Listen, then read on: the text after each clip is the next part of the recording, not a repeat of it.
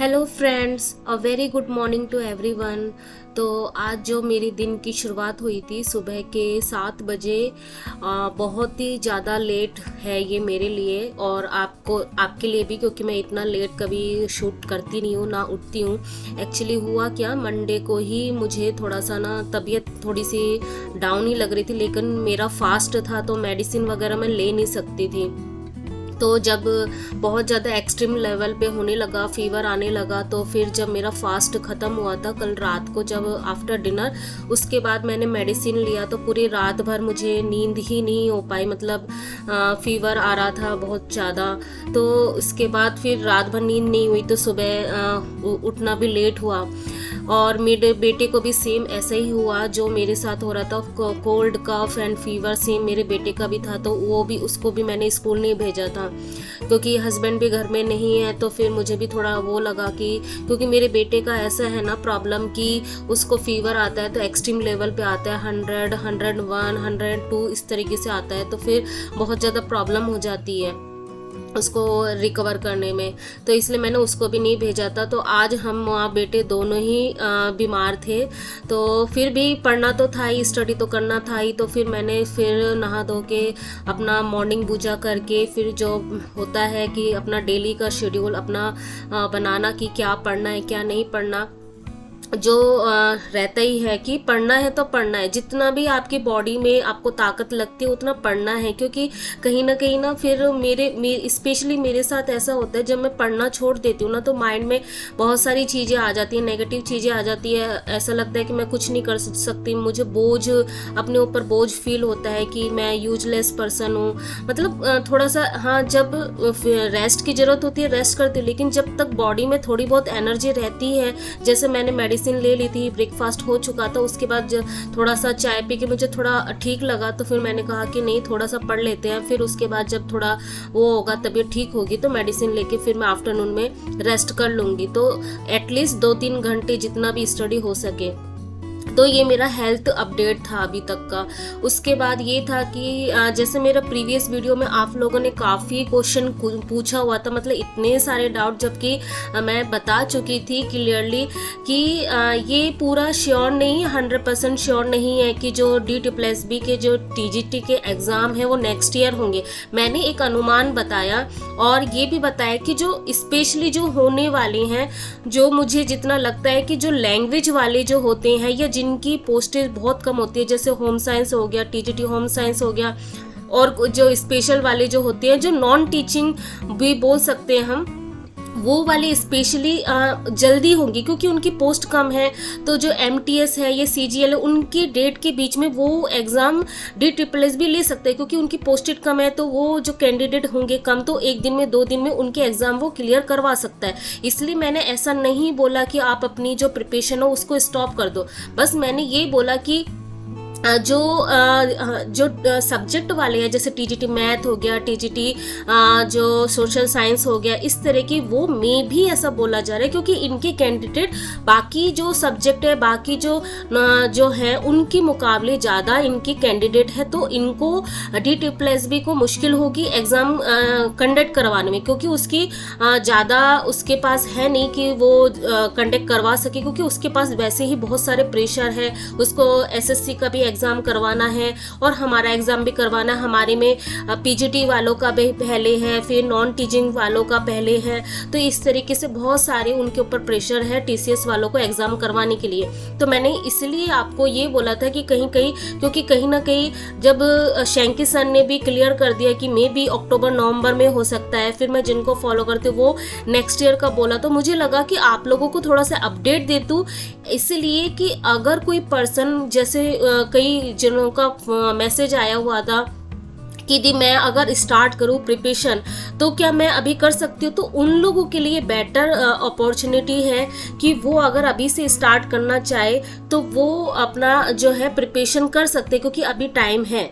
ठीक है, नुकसान तो कुछ होगा नहीं, मुझे ऐसा लगता है कि कुछ उन्होंने पहले किया ही नहीं और अब अगर स्टार्ट करेंगे तो उनका नुकसान कुछ हो जाएगा, उनका नुकसान कुछ नहीं होगा।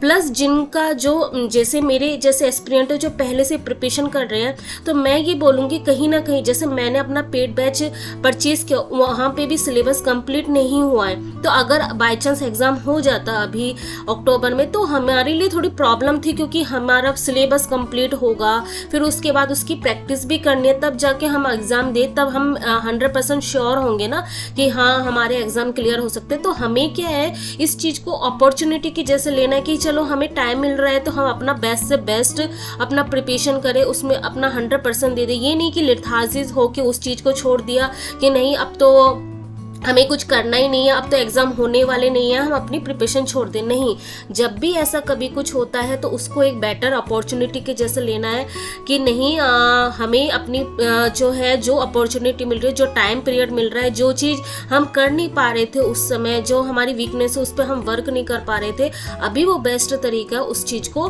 वर्क करने का।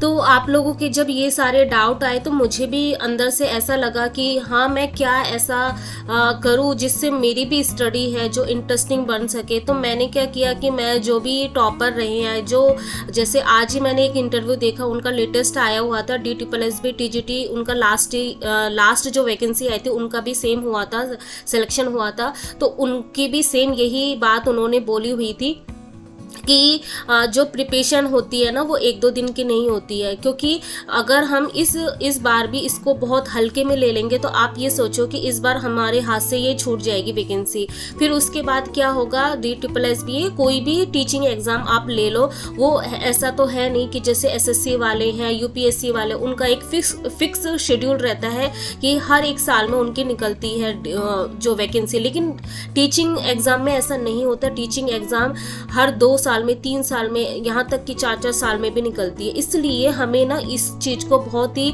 लाइटली नहीं लेना है। अगर हमें अपॉर्चुनिटी मिल रही है तो हमारी हर एक वीकनेस पे काम करना है। जैसे किसी का था जीके कम वीक है तो उस पे, जैसे अभी आज ही एक मैसेज आया हुआ था एक फ्रेंड का, उन्होंने ये बोला हुआ था कि उनकी ना SSC लेवल तक की इंग्लिश हो चुकी है, लेकिन फिर भी जब DSSB का वो करने जाती है, सॉल्व करने जाती है, तो उसमें मॉक में उनके कम नंबर आ रहे हैं। तो वो बात वही बोल रहे थे कि क्या करे, वोकैब भूल जा रहे हैं। तो यही तो टाइम है कि उस चीज़ पर वर्क करने का। देखो मुझे जो समझ में आता वो यही है, एक तो क्या है सबसे, इसलिए मैं सबसे ज़्यादा आप लोगों को शुरुआत से मैं एक ही चीज़ पे इंग्लिश के लिए मैंने रानी मैम को बोला हुआ है। क्यों बोला हुआ है, इसका रीज़न ये है क्योंकि वो कहानी के थ्रू किसी हमारी जो ज़िंदगी में जो डेली लाइफ में चल रही होती है उसी से रिलेट करके पढ़ाती है कहीं ना कहीं, तो हम ना वो चीज़ ना थोड़ा कम भूलते हैं। वोकैब ऐसा है बहुत बड़ा समुंदर है आप ये बोल सकते हो। और जो DSSB है ये क्या कर रहे हैं, अब हार्ड पे हार्ड कंपटीशन हार्ड करने के लिए बहुत सारे न्यू तरह के वोकैब पूछे जा रहे हैं। अब वो पहले के जैसे नहीं है, तो हमें और एक्स्ट्रा मेहनत करनी पड़ेगी, कुछ नहीं कर सकते। तो वोकैब का यही है कि आप ना डेली ही करो और छोटे छोटे टारगेट लेके चलो कि नहीं आज मुझे 10 करना है। मैं भी यही सेम अब यही करने वाली स्ट्रेटेजी, क्योंकि पहले मैं भी ऐसे ही कर रही थी, 20-25 ऐसे कर रही थी, लर्न कर ले रही थी, लेकिन जब जब करने जाओ रिवीजन तब नहीं हो पा रहा था, तो बहुत सारी प्रॉब्लम हो रही थी। तो अब मैं 10 पे स्टिक हो गई और 10 ही करूँगी। और जब जैसे आज मैंने 10 किया तो जब मैं नेक्स्ट दिन 10 करूँगी, नेक्स्ट 10 तो पहले वाला जो 10 है उसको रिवीजन करूंगी, देन जो नेक्स्ट डे का जो पढ़ना होगा ऐसा ही करना पड़ेगा, अदरवाइज कोई ऑप्शन नहीं। हम वोकैब याद करते जाएंगे, आगे बढ़ते जाएंगे और प्रीवियस भूलते जाएंगे, फिर यही कहानी वही दोहराएंगी कि नहीं हमें वोकैब तो हमारा हो नहीं रहा। तो यही होता है, इसीलिए मैं यही बोलती हूँ कि अभी जो है बहुत ज़्यादा अच्छा टाइम है, क्योंकि कहीं ना कहीं हम सिलेबस से एक बार गो थ्रू हो चुके। अब हमें रिविज़न पे ध्यान देना, हमें सारी चीज़ें पता है कि हमें कहाँ से पढ़ना है, क्या नहीं पढ़ना, सारी चीजें मटेरियल हमारे पास है। अब है पूरा फोकस होके सेल्फ स्टडी करने का, रिवीजन करने का, ज़्यादा से ज़्यादा अपना टाइम, जैसे अगर आप 1 घंटा किसी सब्जेक्ट को देते हो तो उसमें से 70% आप ये मानो कि रिवीजन होना चाहिए अभी, और 30% जो है हमारा मटेरियल होना चाहिए, या आप उसको 60% रिवीजन कर दो या 50%, लेकिन रिवीजन करना ही है। तो यही था आज का दिन। आई होप आप लोग की सारी प्रॉब्लम दूर हो गई होंगी। तो मिलते हैं नेक्स्ट ब्लॉग में, तब तक के लिए बाय, गुड नाइट।